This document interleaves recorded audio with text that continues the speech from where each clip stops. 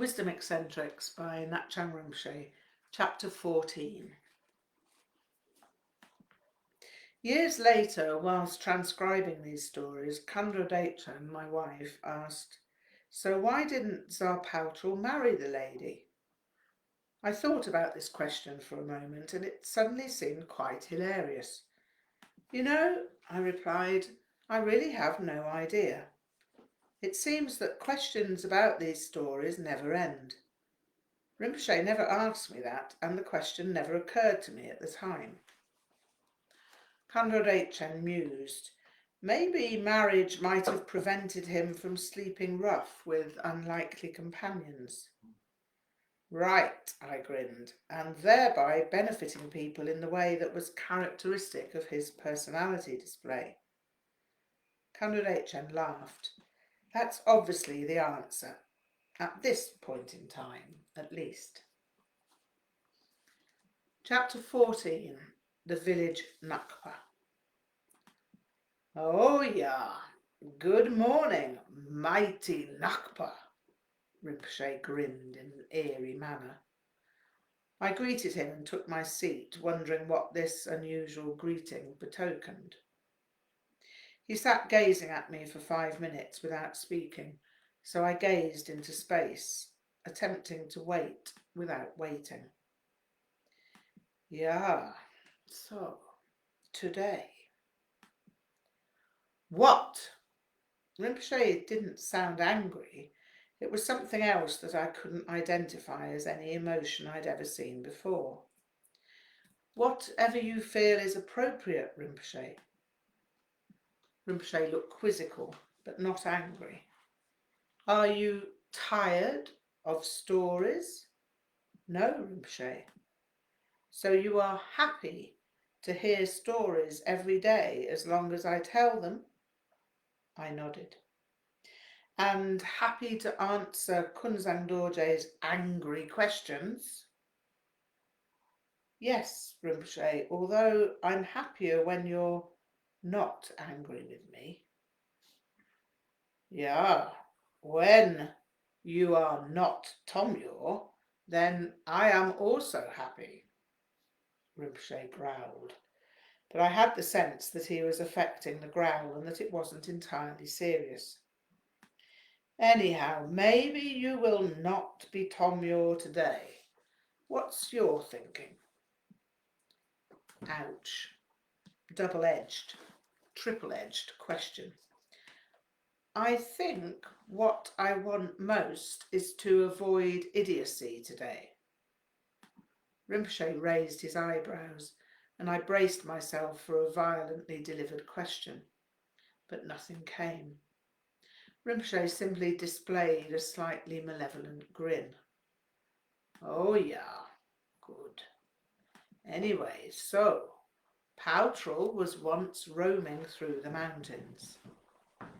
He was wandering as was his wont. He was somewhere or other in the mountainous area of Derge near Katongompa when he came across Ngak'chang Lama, an old monk who was evidently sincerely pious and devoted. Ngak'chang Lama noticed that, although quite ragged, Paltral's tuba was maroon in colour. He naturally suspected that Paltral might have some vague religious connections.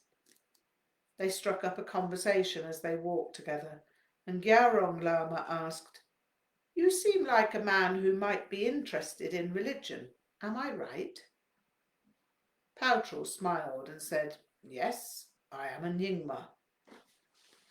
Ngak'chang Lama, pleased by this response, questioned further, "What have you learnt about religion?"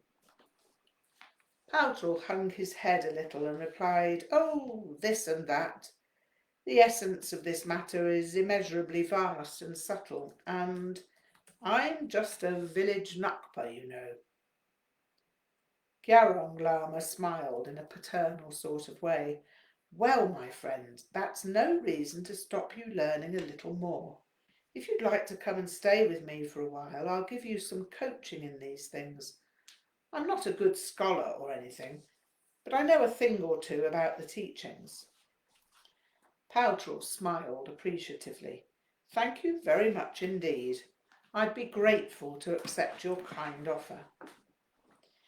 That made Ngak'chang Lama happy, as he was never more pleased than when being useful in respect of religion.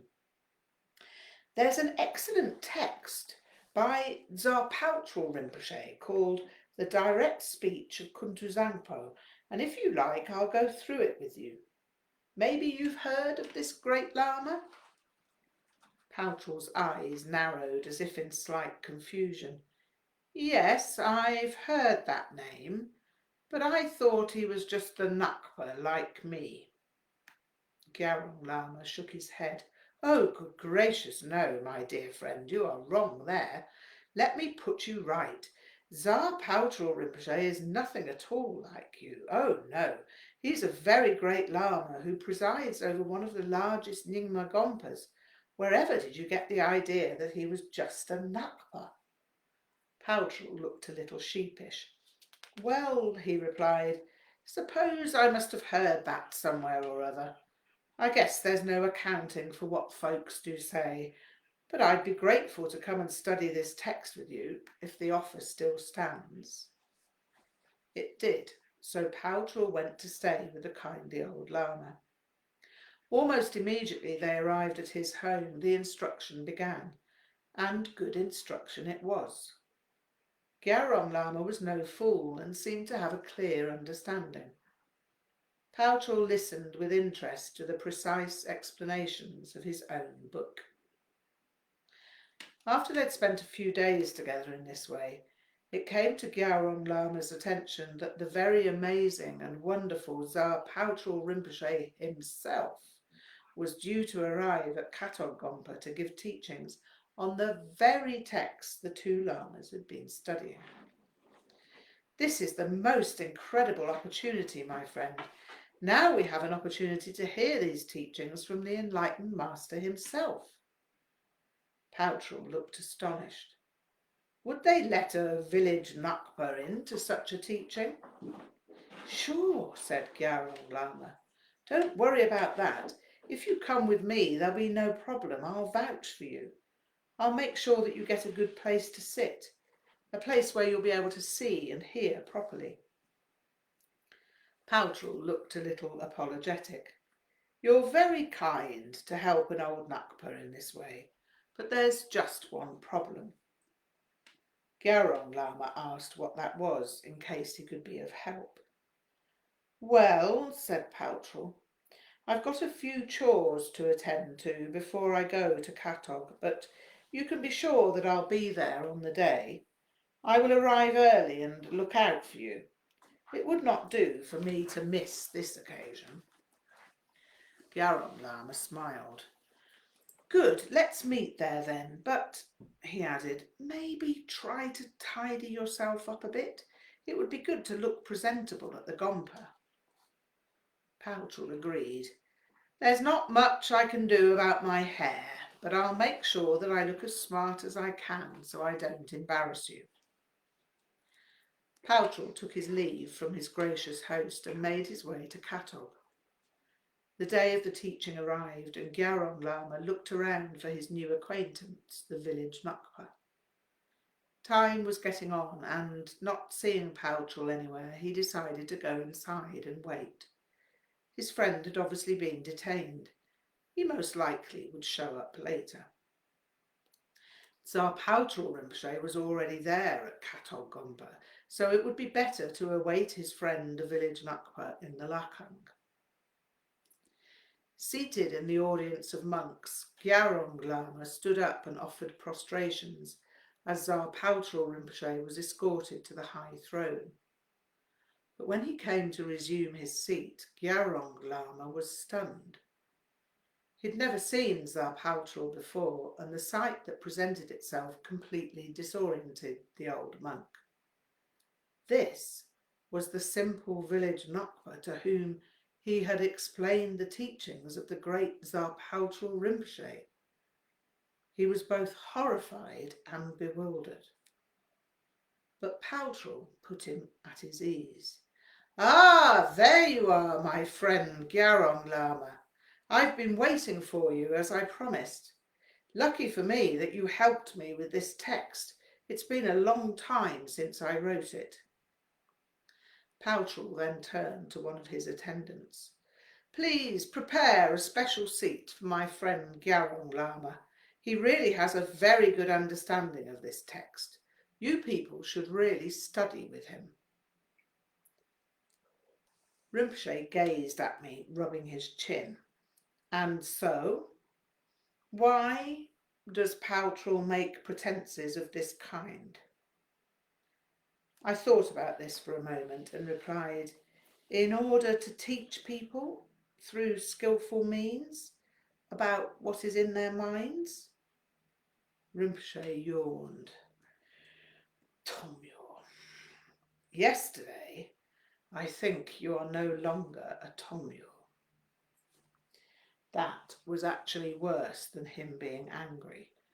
So I took an unprecedented plunge into utter insanity. I'd rather you were angry with me, Rinpoche, than bored with me. Can I answer that question again? Rinpoche shrugged as if to say something then. Well, Tsar Paltrul isn't entirely making a pretense. He just seems to be allowing the situation to flow in the direction that first suggests itself. Rinpoche didn't seem too interested in this reply, but at least he didn't sigh and say, Tomyo. He nodded in a desultory manner for a moment and said, so why this pretense? What did it prove? Wouldn't it be better for him to be straightforward in his dealing with people? That seemed a question I could answer. Yes, I replied, that's what I'd do. But if a person doesn't have realisation, then it's difficult to do anything else other than be straightforward. Rinpoche laughed heartily. Yes, you would think that would be so. But many Tomyos think that they can act in strange ways in order to show they have some special powers. Tomyos make a show of being humble in order to impress. Tomyos also make a show of being ignorant in order to impress. Tomyos who think they are Buddhist are sometimes not straightforward in any way at all. Yes, I commented, I've met with that quite often. Anyhow, Rinpoche continued, almost as if I had not spoken, assuming Paltrul has realisation, what is learnt from his not being straightforward? Be quick with your answer. Rinpoche was obviously a little tired of my slowness, so I dived in headlong. Ngak'chang Lama learnt not to judge by appearances. Maybe, Rinpoche nodded in vague approval. You know, many people have disrespect for the Ngak'chang Rinpoche. Those who are not so famous that they cannot be insulted, they call village Ngakmas.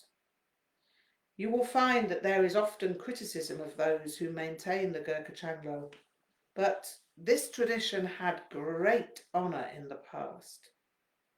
You know this? Yes, Rinpoche. In the time of Rinpoche, the Ngak'chang Rinpoche sat on the king's hair. They sat on his left side while the monks sat on the right. It was the Ngak'chang Rinpoche who kept the lineages of the Nyingma alive through the time of Langdama's persecution. Ah, you know well then. Rinpoche poured eagle beer into 2 glasses, watching the levels rise in each, with silent, spacious attention to each milliliter.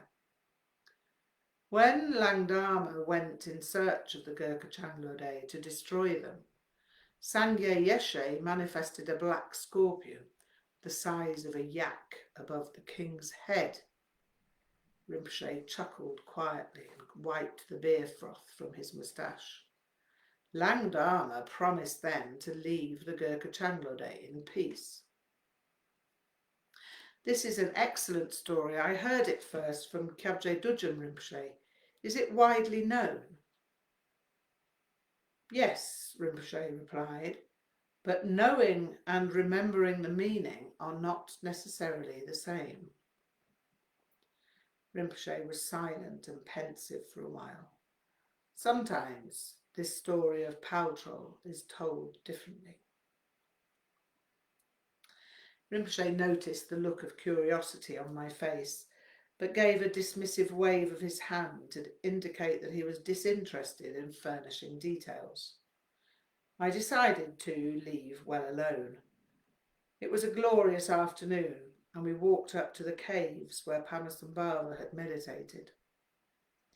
When we returned, Rinpoche said that we should sit together, and so we spent the rest of the time until dinner in silence. Rinpoche occasionally shouted out the syllable "Pap!" as we sat, and each time it jolted me into space. It was always a substantial period until thoughts re-emerged, and when they did, it was noticeably easier to let go of them. Rinpoche had asked me to stay for dinner on this occasion, and I was overjoyed. It seemed as if I'd turned a corner and that I'd been accepted in some way.